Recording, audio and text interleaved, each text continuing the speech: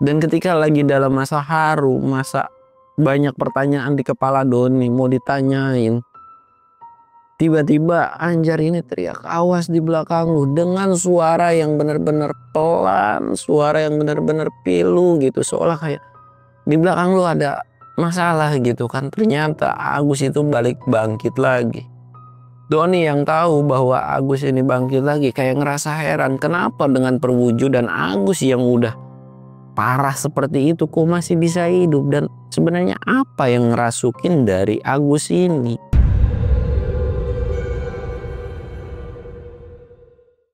Assalamualaikum warahmatullahi wabarakatuh. Balik lagi di channel Samsul Mister Horror. Dongeng gue kali ini gue bakal masih ngelanjutin cerita Agus, Doni, dan Anjar. Jadi buat kalian yang penasaran kelanjutan ceritanya kayak gimana, kalian wajib tonton video ini sampai habis. Dan jangan lupa like, comment, subscribe, dan share video gue ke banyak orang.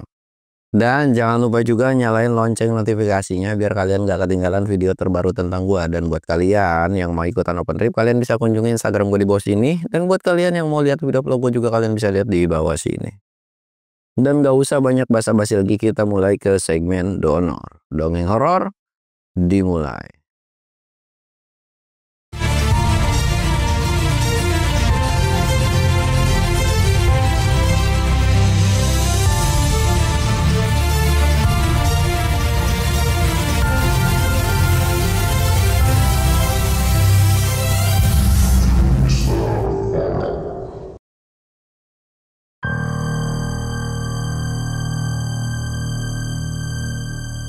Oke cuy, sebelum masuk ke ceritanya, kita ritual kayak biasa.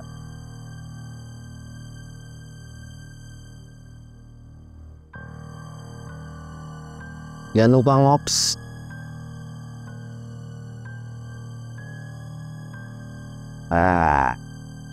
Dan oke, bakal kita lanjut ke ceritanya yang kemarin, dimana Doni itu ngelihat sebuah siluet yang ternyata pas ketika dilihat, siluet tersebut adalah semakin lama diperhatiin dan semakin lama didekati, siluet itu adalah berbentuk kepala dan organ bagian dalam aja. Ya kita sebut aja semacam kayak kuyang ya. Kalau di Sulawesi itu namanya apa ya?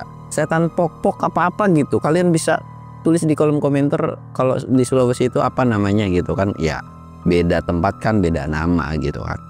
Intinya kayak kuyang gitulah. Di situ pun entah lagi makan apa tuh, dan lama-lama diperhatiin kan kayak ngerasa mual, jijik. Intinya wah nggak banget deh ngeliatin hal yang kayak begituan. Dan Doni pun udah ngerasa ketar-ketir, takut parah. Tapi ketika Doni mau menjauh dari tempat tersebut, ada sebuah tatapan dari sosok kuyang ini nih, atau dari setan atau demit ini yang natap ke arah Doni.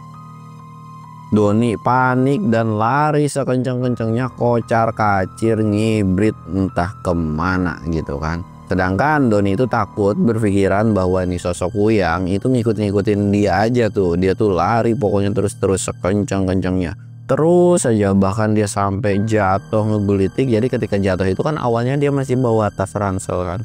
Tapi karena dia terus-terusan jatuh, jadi tasnya ini kayak udahlah dilepas aja, masa bodoh tuh, karena memang berat juga kan tasnya, dilepasin. Dia terus aja lari dan tanpa disadar dia tuh lari mungkin udah jauh banget. Dia tuh cobalah ngeres di salah satu pohon. Nah ketika ngeres ini dia coba sandaran di salah satu pohon. Dia nginget-nginget tasnya itu ada di mana, karena dia harus ngambil tas tersebut. Karena cadangan logistiknya itu ada di tas tersebut kan. Dan dia pun nggak tahu gimana caranya supaya bisa keluar dari hutan tersebut. Tapi sebelum dia nyamperin ke tas itu lagi, dia tuh cuma bisa istirahat aja. Nafasnya tuh bener-bener capek banget, sekujur badannya udah sakit. Bahkan mungkin ada yang keseleo lah gimana, tapi udah nggak dirasa lah. Yang penting dia ngerasa bahwa dia tuh udah aman, nggak dikejar dengan sosok kuyang itu lagi. Sekali Doni juga nengok kiri dan kanan. Dan Doni berpikiran kenapa dia bisa sampai diteror dan bahkan sampai ngalamin kejadian seperti ini. Doni memang pernah beberapa kali ngalamin kejadian mistis di gunung atau di hutan, tapi nggak pernah yang namanya separah ini. Bahkan dia pernah masuk ke hutan Kalimantan pun dia merasa tidak pernah mengalami hal kejadian seperti ini, termasuk di Papua juga. Dia tuh ngerasa bingung dan heran. Dia tuh kepikiran juga dengan lokasi tersebut yang sebelumnya dia udah datangi, karena Lokasi tersebut kan banyak banget tulang belulang pada saat itu kan. Jadi dia kayak mikir itu lokasi apa, tempat apa, dan kenapa bisa banyak tulang belulang. Dan tulang itu tulang hewan atau tulang manusia. Karena gara-gara kecapean lari, dia tuh terus-terusan lari, nggak kerasa mata dia tuh menjemin mata kan udah lelah banget. Karena 1 hari sebelumnya pun dia nggak sempet tidur gitu kan, dia tidur lah. Dan dia nggak ingat apapun. Dan kita akan beralih lagi ke Agus dan Anjar. Anjar yang kondisinya pada saat itu dikejar-kejar sama Agus nih. Dia tuh lari pontang-panting. Ketika lari ini kan kadang-kadang ngumpet, tapi tiba-tiba ketahuan lagi terus lari. Bahkan entah ada berapa luka sabetan dari si Agus ini. Jadi banyak banget tuh luka sabetan dari si Agus ini cuy. Tapi terus lari. Dia tuh udah nggak ngerasain luka sakit yang ada di bagian tubuhnya. Dia tuh terus lari. Dan karena saking lari ini sambil teriak-teriak pakai tenaga terakhir, sambil minta tolong gitu. Tolong, tolong, tolong. Bahkan suara teriakan minta tolongnya ini nggak kerasa itu sampai habis dan hilang aja gitu. Karena udah nggak punya tenaga atau suara lagi buat teriak minta tolong ke orang lain. Sampai dia tuh ketika ngumpet di salah satu tempat itu dia tuh bener-bener melihat kiri kanan, terus aja lari. Dan gak kerasa waktu pun udah menunjukkan malam hari cuy. Jadi udah kayak mungkin lewat jam 7 atau jam 8, gak tahu lah, karena dia juga udah nggak fokus sama jam gitu kan, sama waktu itu. Dia lari, dia ngumpet lah. Yang anehnya, jadi ketika dia udah ngerasa Anjar ini udah ngerasa aman, entah kenapa suara langkah kaki dari Agus ini seolah kayak nggak kedengeran. Orang kan kalau dikejar itu seharusnya kedengeran kan, tapi tiba-tiba ada di samping, tiba-tiba nyabetin golok aja gitu kan. Jadi benar-benar nggak kedetek sama sekali langkah kakinya ini.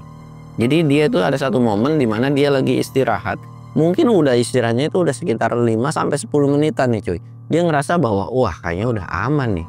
Udah nggak ada si Agus juga mungkin lagi kemana gitu, nyarinya juga nggak ketemu kan. Dia lagi istirahat aja, diem aja.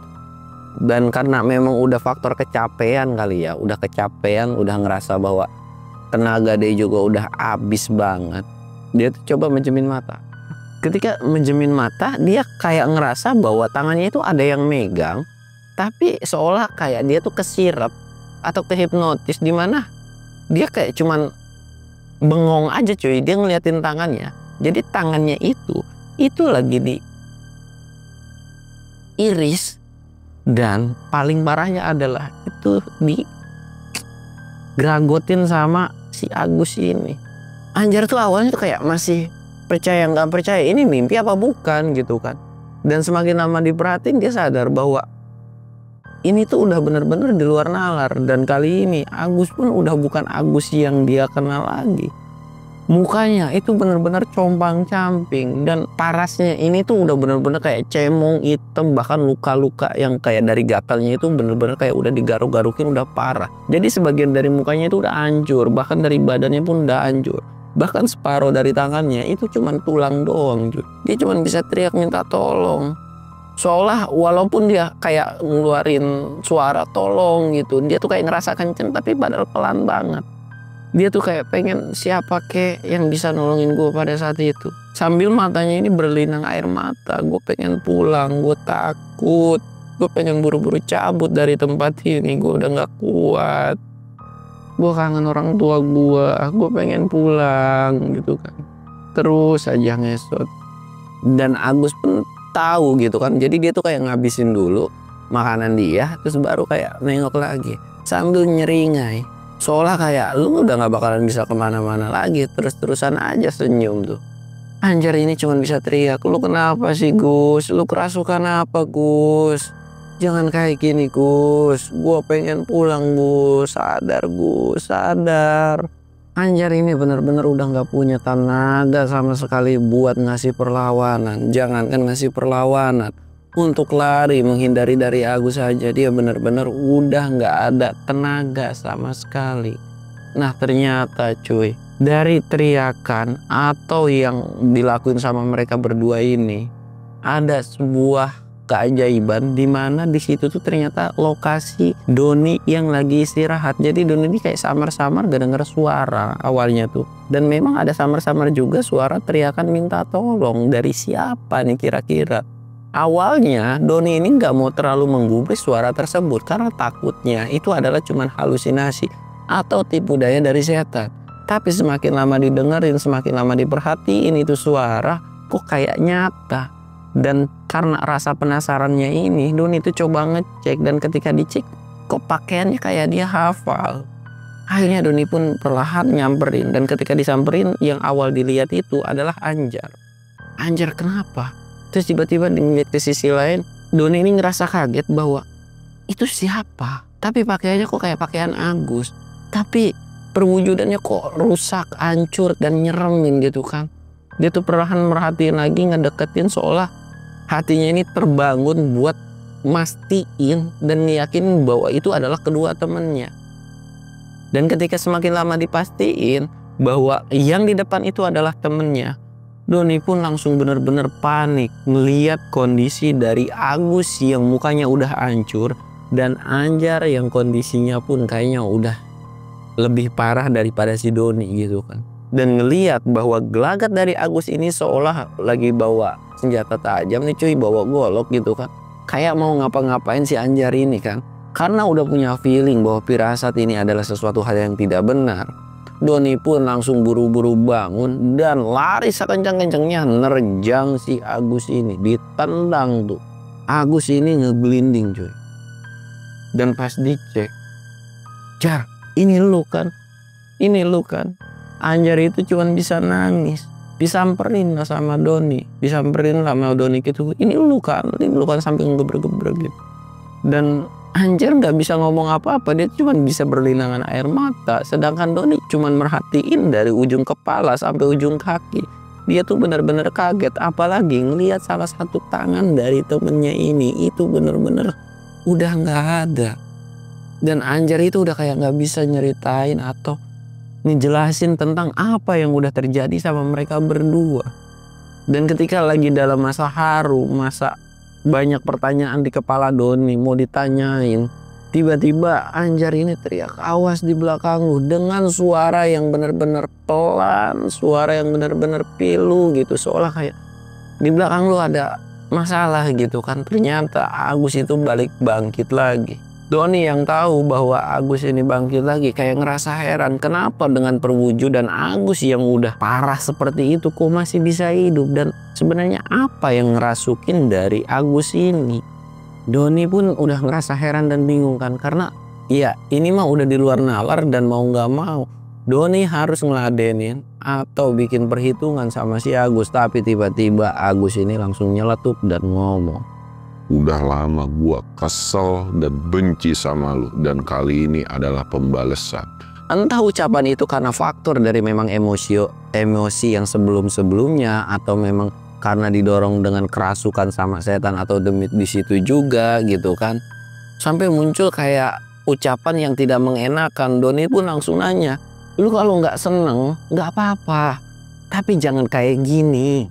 Lu lihat temen lu, apa yang udah lu lakuin sama temen lu. Sadar Gus, ayo kita balik, lu sadar. Agus nggak ngomong sepatah kata pun, tatapannya tajam dan nerjang pakai sebuah golok. Doni pun nggak mau dong yang pasrah gitu aja. Dia pun mau sebisa mungkin pengen bikin perhitungan atau bela diri nih. Beberapa kali sabetan dari goloknya itu bisa dihindari. Sampai akhirnya ada sebuah, jadi ketika nebas ini kan kena sebuah pohon yang dimana ya paling dahan pohonnya itu segini lah cuy. Itu tuh sampai potong kan, truk. Nah bagian dari pohonnya ini karena dia juga bingung kalau mau ngambil golok juga serba salah, takut banget gitu kan. Doni ini kayak ngambil potongan dari pohon tersebut, dia tuh kayak ngeprikin atau mukul-mukulin, pergi lu. Dan karena udah faktor emosi kali ya, ini Agus ini nggak bisa diapa-apain, jadi si bagian runcingnya ini itu tuh kayak ditusukin, truk.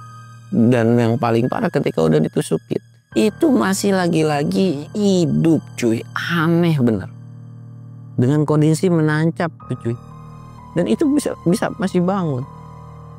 Doni udah nggak habis pikir, dan memang yang dihadapin ini bukanlah manusia pada umumnya, walaupun memang itu mungkin manusia, bisa aja itu kerasukan.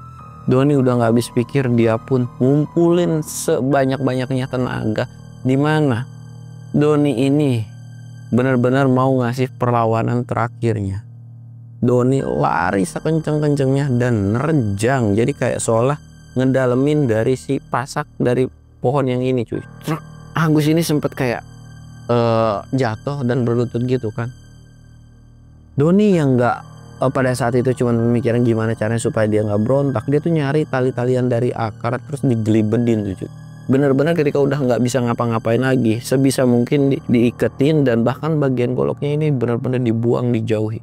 Nggak tahu ya pada saat itu Agus itu masih ada nafasnya atau enggak, jadi diikat dan memang kondisinya Agus pun diem, nggak bergeming sama sekali, cuman diem aja.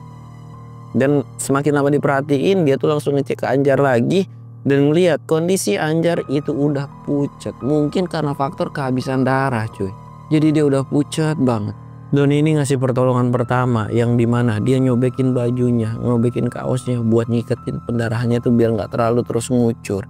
Terus di beberapa luka juga ditutupin, bahkan sampai baju Doni dicabut, terus baju Agus juga diambil, baju Anjar juga diambil. Gimana supaya pendarahannya ini nggak terus-terusan ngucur. Doni ini ngerasa bingung gimana, kok kenapa bisa terjadi hal yang seperti ini.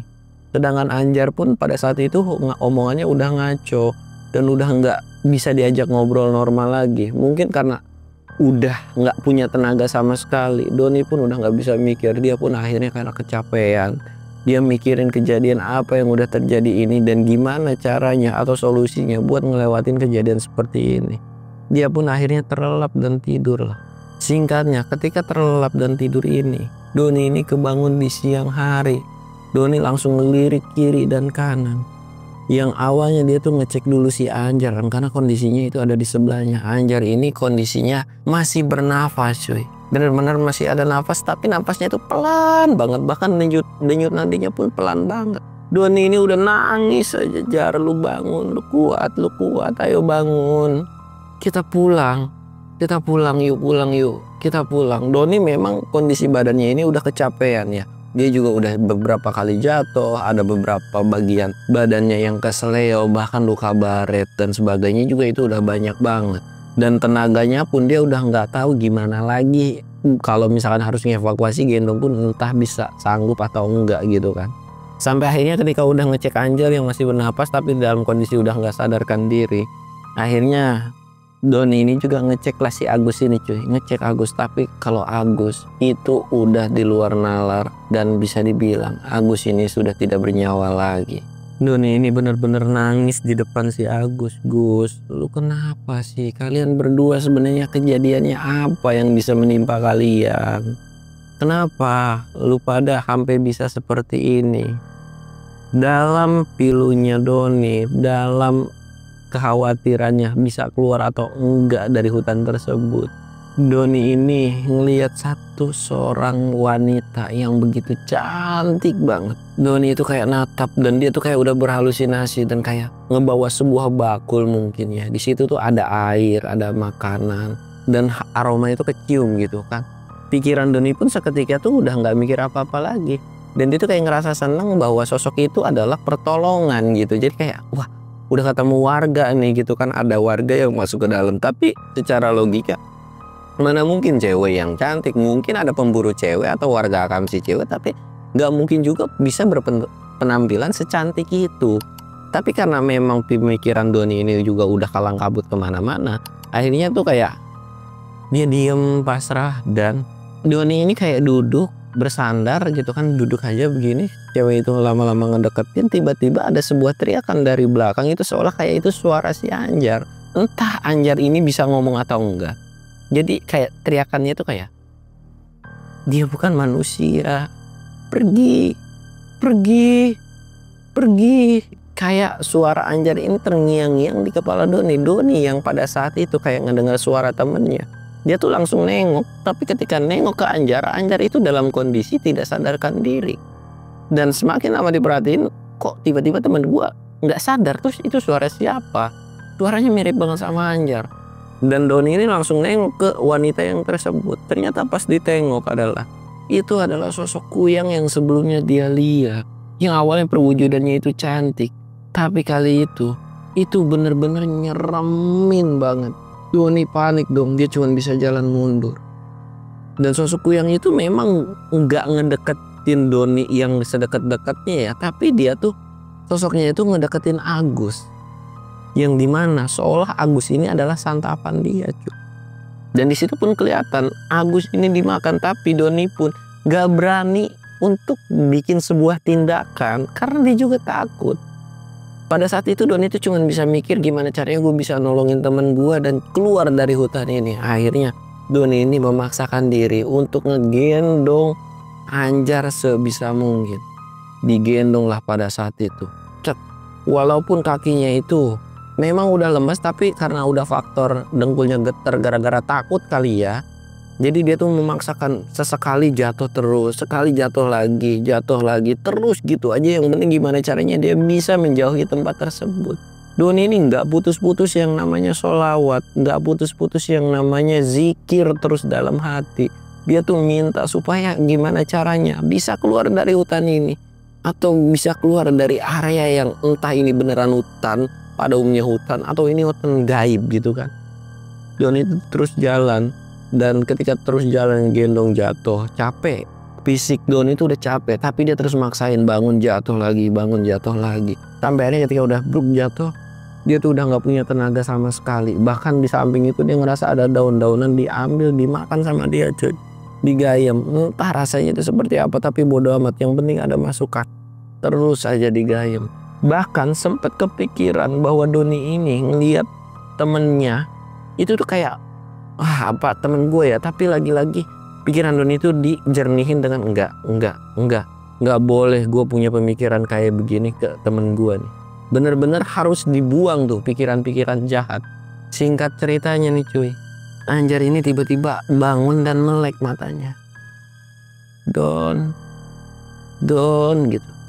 Doni yang ngedenger suara gitu kan kayak langsung tiba-tiba semangat lagi. Anjar.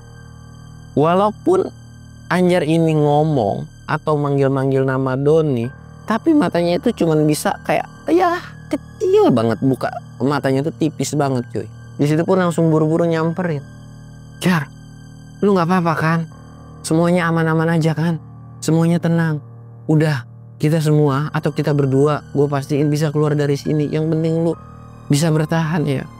Tapi Anjar ini cuman senyum tipis dan bilang, lu kalau mau keluar sendiri aja. Gue udah gak bisa nerusin perjalanan ini, atau gue udah gak bisa buat keluar dari hutan ini. Gue akan abadi di tempat ini. Lu keluar aja. Doni ini ngedengar suara ucapan temannya yang udah ngelantur ini kan, ya walaupun Doni pun tahu kondisi dari Anjar ini memang sudah tidak memungkinkan, tapi siapa tahu ada sebuah keajaiban. Tapi Anjar ini langsung bilang dan megang satu tangannya. Sorry, gue gak ngikutin atau nurut dengan apa yang udah lo perbuat, atau lo ngasih opsi di awal tuh buat cabut atau gak nerusin perjalanan. Coba kalau kita bisa ngikutin apa yang feeling lu bener itu, mungkin kita gak akan terjadi kayak gini. Dan Anjar pun di situ pun langsung nyeritain, walaupun dengan suara yang terbata-bata, dengan kayak rasa sakit yang bener-bener udah di luar nalar rasa sakitnya itu. Bahkan Doni pun udah ngelarang kayak, udah lu gak perlu cerita apa-apa, simpen tenaga lu, nggak usah yang ngomong hal-hal yang lain. Tapi Anjar itu terus nyerocos saja tuh, nyeritain kenapa dia bisa seperti itu. Dan ketika udah mendengar cerita tersebut pun, Anjar pun bilang, lu harus bisa pulang. Lu harus ceritain kejadian ini sama orang-orang tua. Dan lu gak perlu punya pikiran buat ngevakuasi kita. Gua tahu hutan yang kita jamah, hutan yang kita datangin ini adalah hutan yang memang di luar nalar. Dan sekalipun lu nyari jasad kita berdua, kemungkinan gak akan bisa ketemu lagi. Gua udah punya feeling dan firasat bahwa hutan ini adalah bukan hutan yang biasa sering dijamah manusia. Jadi lu orang yang masih bisa bertahan, dan lu harus pergi ninggalin hutan ini. Lu gak perlu peduliin gua. Salam untuk orang terdekat gua dan untuk orang tua gua dan keluarga gua yang lainnya. Sampaikan ke mereka bahwa gua sayang banget sama mereka. Doni yang ngedenger cerita itu pun langsung coba bangun cuy. Dan dia tuh ngegendong, gak bisa, lu harus ikut pulang, lu harus ikut pulang. Tapi ternyata memang tenaga dari Doni ini pun emang udah nggak ada tenaga lagi cuy. Jadi buat ngegendong aja tuh kaki tuh udah gemeteran, bahkan jatuh lagi. Belum ada selangkah pun itu terus-terusan jatuh terus. Anjir cuman bisa senyum, udah gue tahu tuh mau nolongin gue. Sampai akhirnya Anjar ini bilang, lu kalau mau nolongin gue, lu jalan sendiri, biar gue nunggu di sini. Gue cuman minta satu hal, baringin gue di salah satu pohon, biar gue bisa bersandar dan bisa ngeliat lu jalan pergi kemana. Di situ pun Doni kayak, wah udah nggak beres nih. Gue pun nggak tahu bisa keluar ini tuh berapa lama. Dan kalau harus ninggalin lu, dan kemungkinan itu lu bakalan meninggal di sini gitu kan. Di situ pun Doni masih usaha, dia nyari tali temali gimana. Intinya udah kayak bikin alat untuk ditarik cuy. Itu bener-bener ditarik, bahkan sampai pundaknya itu sampai sakit. Jadi ketika udah bikin alat itu terus ditarik. Tapi Anjar itu masih ada tenaga buat ngomong, nggak usah, simpen tenaga lu untuk jalan pulang. Lu pulang gitu kan. Nah di situ pun Doni ini udah masa bodoh nih cuy. Udah masa bodoh, nggak ngedengerin omongan Anjar. Jadi ada istirahat, diem dulu, terus jalan lagi, diem lagi, terus jalan lagi, diem. Dan nggak memperdulikan ucapan dari Anjar yang ada di belakang. Nah ketika lagi jalan itu kan awalnya tuh beratnya, ini kan berat lah kalau ada manusia di belakang kan ditarik. Tapi karena nggak kerasa cuy, ternyata Anjar ini tuh kayak seolah ngegulingin atau kayak nggak mau ngasih beban. Jadi dia tuh ngumpulin tenaganya tuh kayak ngegulingin diri untuk ngejatuhin badannya ke bagian jurang. Dan itu nggak sadar sama si Doni ini. Doni tuh awalnya kayak ngerasa udah istirahat dan kayak ngerasa bahwa kok tiba-tiba Anjar udah nggak ada ngomong lagi. Dia nengok, dan ketika nengok ke belakang dia bener-bener kaget bahwa Anjar yang ditarik sebelumnya itu nggak ada. Doni kayak teriak, Jar, lu di mana Jar? Lu di mana? Ini tuh, gua tuh cuman ada lu doang di hutan ini. Lu kemana? Lu kemana? Disusul lagi tuh jalan, dan sampai akhirnya dia nemuin sebuah jejak yang dimana jejaknya ini tuh kayak ngarah ke bagian jurangan. Dia tuh agak sempet nyisir bagian tebingan ini karena jalannya nggak terlalu curam ya. Dia nyisir, dan di situ pun ada kayak apa ya, bagian dari baju atau luka darah gitu cuy di salah satu pohon. Lu kemana? Terus dicari, dan ternyata kelihatanlah ada salah satu temennya itu yang dimana tersangkut di sebuah pohon dalam kondisi kali ini memang sudah tidak bernyawa lagi. Doni ini langsung ngecek, dan pas dicek temannya udah nggak bernyawa lagi. Doni ini nangis terus-terusan. Jar, kenapa lu ngelakuin ini? Padahal gue bisa, gue sanggup bawa lu. Kenapa lu harus ngorbanin diri lu sendiri? Akhirnya Doni ini cuma bisa nangis seharian di sana. Dan bahkan dia tuh nggak nerusin perjalanan, dia cuma bisa nangis terus-terusan. Dan gak kerasa waktu pun udah menunjukkan malam lagi. Dan ketika udah mau malam lagi pun Doni lagi-lagi diteror dengan sosok Kuyang yang sebelumnya. Dan sosok Kuyang ini tuh lagi-lagi datang nyamperin si Doni. Nah sosok Kuyang ini ternyata cuy, dia tuh nyamperin dari jenazahnya si Anjar ini, seolah kayak mau melakukan sesuatu hal yang sama seperti sebelumnya. Tapi Doni ini kayak ngerasa nggak terima. Dan paling parahnya adalah Kuyang ini masa bodoh, walaupun udah diusir pergi tapi datang lagi. Dan sosok Kuyang ini pun langsung bilang, kamu tak perlu khawatir, karena setelah selesai dengan temanmu, ini akan jadi ajalmu yang terakhir. Kamu pun memiliki giliran yang sama seperti teman-teman. Tatapannya itu benar-benar tajam. Doni ini udah kalang kabut, terus ngusir-ngusir. Dan karena memang dia udah nggak ada tenaga, Doni ini cuma bisa merhatiin sosok tersebut itu makan di depan dari si Doni ini. Doni ini lagi-lagi kayak, ya Allah, kenapa gue harus ngalamin atau ngeliat kejadian seperti hal seperti ini gitu kan. Nah gara-gara dia pun langsung keinget lagi, nggak mungkin gue harus berlama-lama di sini. Dan kalau memang lama, memang Inceran berikutnya itu adalah si Doni ini. Doni pun ngumpulin tenaga dan cabut karena sosok Kuyang ini atau demit ini itu tuh benar-benar kalau udah fokus makan dia tuh nggak kemana-mana cuy. Jadi ya udah ngabisin aja gitu kan. Akhirnya Doni ini cabut dan ninggalin lokasi tersebut. Dan ketika terus lari juga Doni udah nggak tahu pikirannya kemana, bahkan jatuh, dia istirahat. Selalu dihantui dengan suara-suara yang dimana suara itu awalnya nggak ada tapi tiba-tiba banyak. Pandangannya ketika ngelihat suasana lokasi hutan tersebut pun seolah kayak banyak penampakan, banyak setan yang ngelilingin si Doni. Tapi Doni udah masa bodoh dengan yang namanya setan demit. Tapi intinya dia terus-terusan jalan. Terus aja jalan, entah berapa lama dia jalan.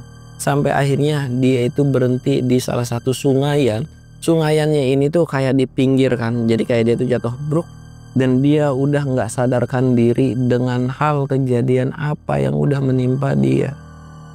Singkat cerita, entah berapa lama Doni ini pingsan atau Doni ini merasa kayak apa gue udah mati ya, apa gue udah meninggal. Jadi dia ini sadar tapi dengan kondisi matanya itu nggak bisa melek, dia cuma bisa ngedenger suara tangisan, suara orang ngaji, suara orang pilu lalu lalang.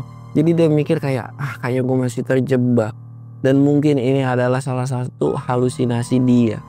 Tapi ternyata faktanya adalah Doni ini berada di rumah sakit dengan kondisi koma selama 1 bulan. Dan suara ngaji atau suara tangisan itu adalah dari keluarganya Doni cuy. Setelah koma 1 bulan Doni ini perlahan tuh bisa ngebuka matanya. Dia tuh perlahan ngebuka matanya. Keluarga yang ngelihat kondisi Doni udah mulai sadarkan diri. Semua pun akhirnya senang cuy. Akhirnya senang dan kayak Doni pun kayak nggak tahu, pengen ngungkapin tapi dalam hatinya itu nggak bisa gitu cuy. Seiring berjalannya waktu, akhirnya Doni ini udah mulai lumayan membaik. Tapi dengan kondisi membaik ini dia pun tidak menceritakan apapun karena dia juga belum, kalau ngedenger kedua temennya ini kayak sedih, bener-bener sedih gitu kan.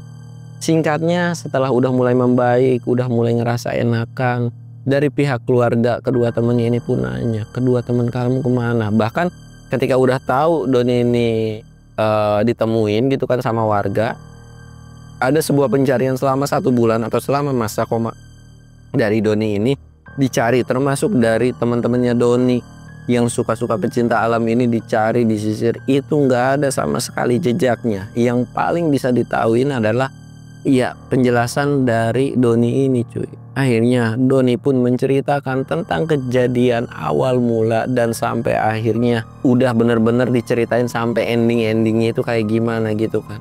Dan Doni ini nyeritain sambil air matanya berlinang air mata gitu, sambil nangis. Dan bahkan sampai sujud-sujud ke orang tuanya Anjar, ke orang tuanya Agus, minta maaf gara-gara Doni ini gak bisa ngejagain mereka berdua.